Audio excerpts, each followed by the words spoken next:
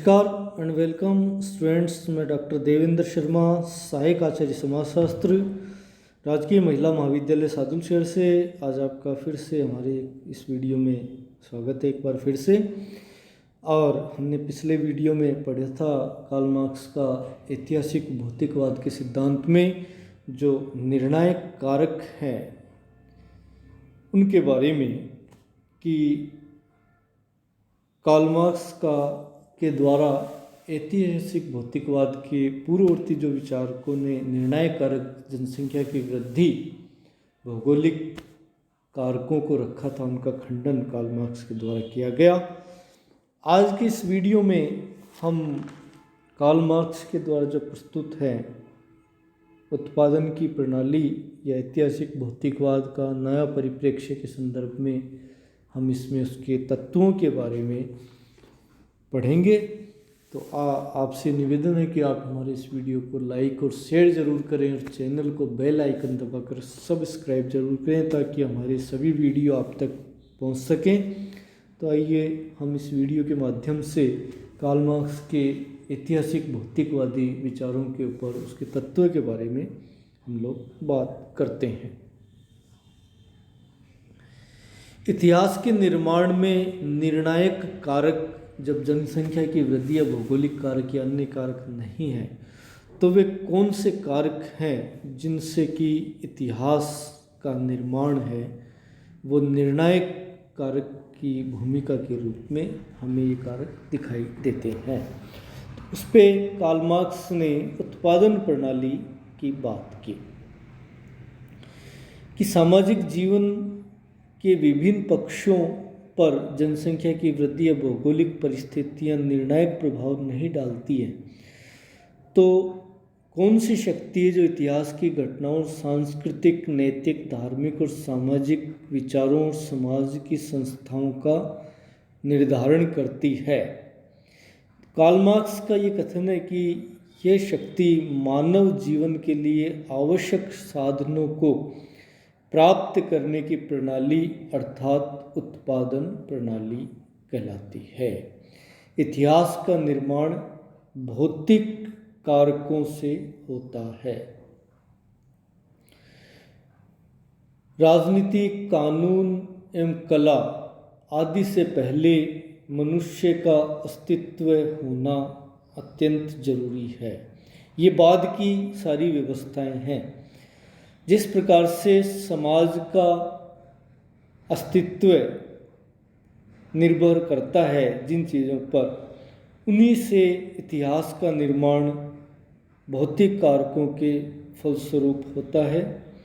और इनमें रोटी, कपड़ा, मकान आदि उत्पादन के जो साधन हैं वो जिनके माध्यम से ये उत्पादन किया जाता है वे शामिल हैं। मार्क्स की इतिहास से संबंधित व्याख्या ऐतिहासिक भौतिकवाद के नाम से जानी जाती है। और ये भौतिक कारक कौन से हैं जिसके बारे में मार्क्स बताते हैं कि मनुष्य को जीवित रहने के लिए प्रकृति से संघर्ष करना पड़ता है और संघर्ष के साथ ही उसको अनुकूलन करना पड़ता है। समाज की जितनी भी अन्य व्यवस्थाएं, चाहे से राजनीति हो, चाहे कानून हो, चाहे से कला हो, नृत्य हो, ललित कला हो, संगीत हो, कुछ भी हो, इन सब से पहले जो जरूरी चीज़ है वो है मनुष्य का अस्तित्व किस प्रकार से संभव हो सकता है। आदिम समाज के अंदर सबसे बड़ी ये समस्या रही कि मनुष्य जीवित कैसे रहे और ऐसी स्थिति में वह प्रकृति से संघर्ष और अनुकूलन की प्रक्रिया को अपनाता है। इसी प्रक्रिया के दौरान उसके प्रकृति के साथ संघर्ष और सहयोग के संबंध निर्मित होते हैं और संघर्ष और अनुकूलन के बाद मनुष्य जीवित रहने के लिए सबसे पहले उत्पादन का कार्य करता है जिसके लिए उसे उत्पादन के उपकरणों की आवश्यकता होती है कौशल की आवश्यकता होती है, श्रम की आवश्यकता होती है, और ये उत्पादन की शक्ति के अंतर्गत शामिल किए जाते हैं। उत्पादन की प्रक्रिया के दौरान व्यक्तियों में किसी न किसी प्रकार के संबंध स्थापित होते हैं जो उत्पादन के संबंधों के नाम से जाने जाते हैं। उत्पादन की शक्ति और उत्पादन संबंध मिलकर के उत्पादन प्रणाली का निर्माण करते हैं। उत्पादन की शक्ति उत्पादन प्रणाली का एक भाग है और इसका दूसरा भाग उत्पादन की क्रिया के दौरान होने वाले विभिन्न प्रकार के संबंध है। उत्पादन का कार्य कई मनुष्यों द्वारा मिलकर समूह में किया जाता है। प्रत्येक समय और परिस्थिति में उत्पादन सामाजिक होता है। इस दौरान प्रत्येक व्यक्ति के दूसरे अन्य व्यक्तियों से किसी न किसी प्रकार के संबंध स्थापित हो जाते हैं जो उत्पादन के संबंध होते हैं। इस प्रकार से उत्पादन शक्तियाँ और उत्पादन संबंध मिलकर के उत्पादन प्रणाली को बनाते हैं। ये किसी भी समाज की सामाजिक और आर्थिक संरचना है जिन पर अन्य संरचनाएं धर्म, दर्शन, कला, राजनीति, सांस्कृतिक संरचनाएं निर्मित होती है। उत्पादन की प्रणाली उत्पादन शक्ति और उत्पादन संबंधों के साथ मिलकर के एक त्रिभुजाकार आकृति के रूप में संरचना बनाती है। इस संरचना के आधार पर उत्पादन की शक्ति और उत्पादन के संबंध देखे जा सकते हैं। शीर्ष पर उत्पादन की प्रणाली है वो स्थित होती है। अब हमारे सामने दो बातें आई हैं कि उत्पादन की प्रणाली है वो किससे मिलकर के बनती है। तो हमने देखा था कि उत्पादन की प्रणाली दो तत्व हैं जिसके एक पहला तत्व उत्पादन की शक्ति और दूसरा तत्व है उत्पादन के संबंध। तो हम देखते हैं कि किस प्रकार से इनसे उत्पादन की प्रणाली का निर्माण होता है। सबसे पहला तत्व है उत्पादन प्रणाली के निर्माण का, वो है उत्पादन की शक्ति।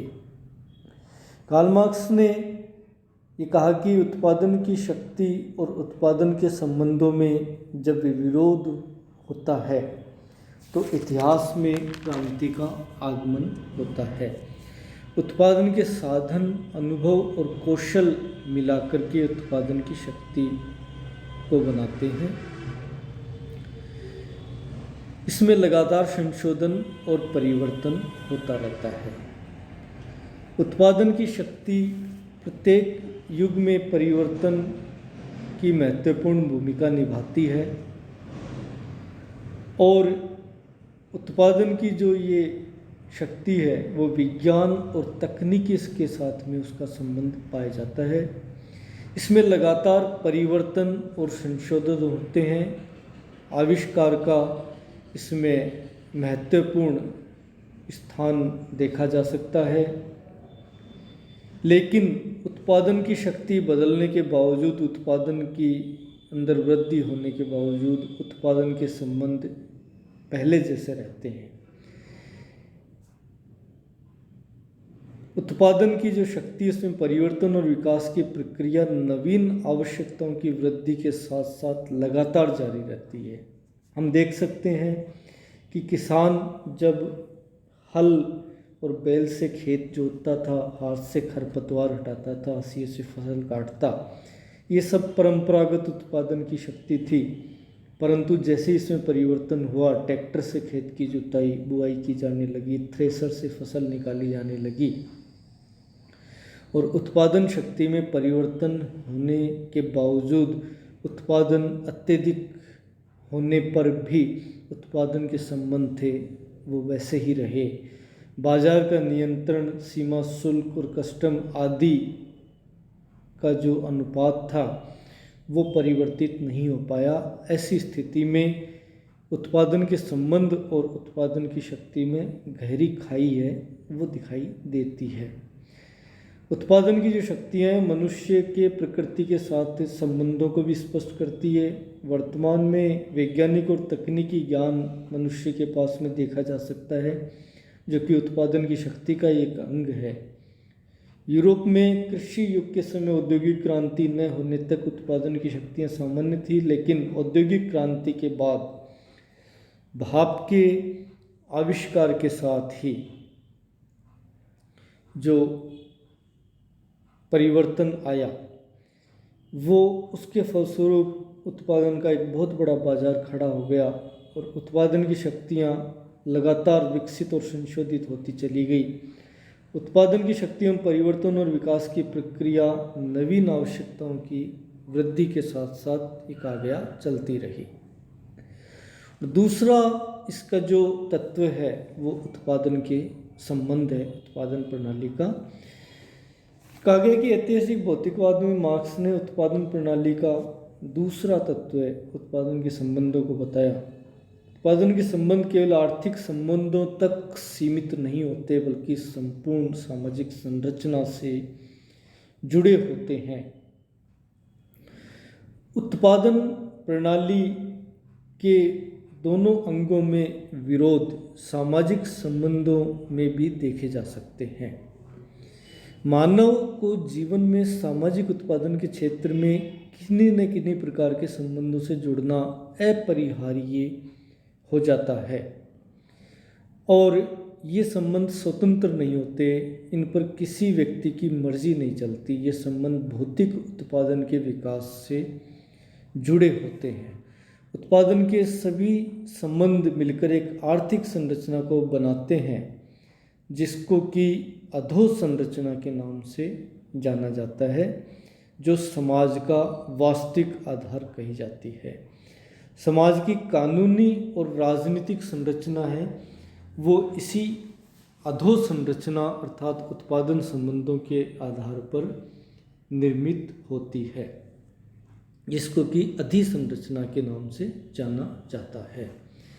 वास्तव में उत्पादन के संबंध और जो उत्पादन की शक्तियाँ हैं उनके बीच विरोध ही इतिहास को आगे बढ़ाता है, ऐसा कार्ल मार्क्स का मानना है। तो इस वीडियो के माध्यम से हमने उत्पादन प्रणाली के जो दो तत्व थे, उत्पादन शक्ति और उत्पादन के संबंध, उनकी स्पष्टीकरण या व्याख्या हमने की।